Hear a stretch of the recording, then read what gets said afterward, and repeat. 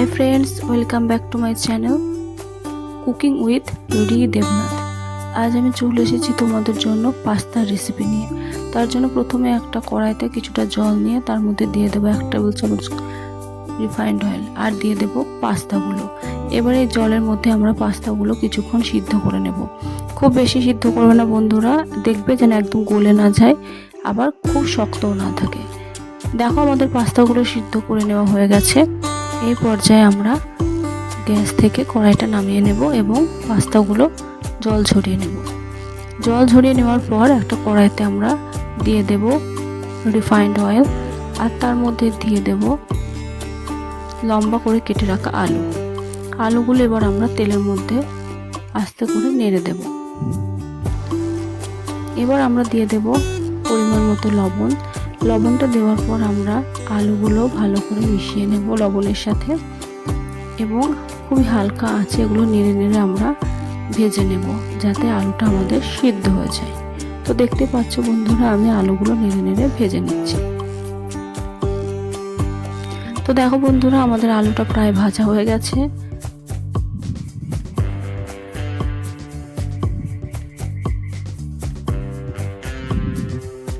আমার ভিডিওটি যদি তোমাদের ভালো লাগে তবে অবশ্যই ভিডিও নিচে থাকা লাইক বাটনে একটা ক্লিক করো আর কমেন্ট করে জানিও যে আমার ভিডিওগুলো তোমাদের কেমন লাগে, আর আমার চ্যানেলটা সাবস্ক্রাইব করতে ভুলো না। তো আলুটা ভাজা হয়ে গেলে আমরা কিউব করে কেটে রাখা পেঁয়াজ কুচি আর 5 থেকে 6টা কাঁচা লঙ্কা কুচি ওই তেলের মধ্যে দিয়ে দেব। দিয়ে এগুলোকে আবার খুব ভালোভাবে নেড়ে নেব। এবার দেখো বন্ধুরা, আমি ওই পেঁয়াজ, কাঁচা লঙ্কা আর আলুগুলোকে একসাথে খুব ভালোভাবে ভেজে নেব।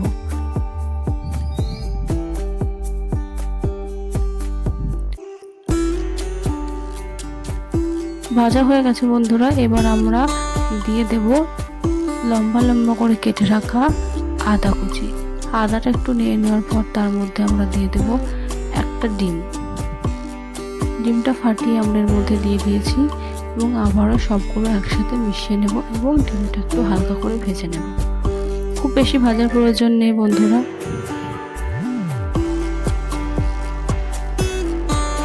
তো দেখতে পাচ্ছ বন্ধুরা, আমরা খুব ভালোভাবে এগুলোকে নেড়ে নেড়ে ভেজে নিচ্ছি। দেখো বন্ধুরা, আমাদের ভাজা প্রায় হয়ে এসেছে। এখানে আমরা ডিমটা দিয়েছি যেহেতু, ওই জন্য আর একটু লবণ দিয়ে দিলাম। তারপর আবার লবণটা দিয়ে এগুলো আবার একসাথে খুব ভালোভাবে মিশিয়ে নিলাম। এবার দেখো বন্ধুরা, আমরা আগে থেকে যে পাস্তাগুলো সিদ্ধ করে রেখেছিলাম সেগুলো কড়াইতে দিয়ে দেব এবং সমস্ত জিনিস আবার খুব ভালোভাবে আমরা মিশিয়ে নেব। আর হ্যাঁ বন্ধুরা, তোমরা চাইলে পাস্তা যখন সিদ্ধ করবে তখন এর মধ্যে লবণ দিয়ে দেবে। আমি লবণ দিইনি।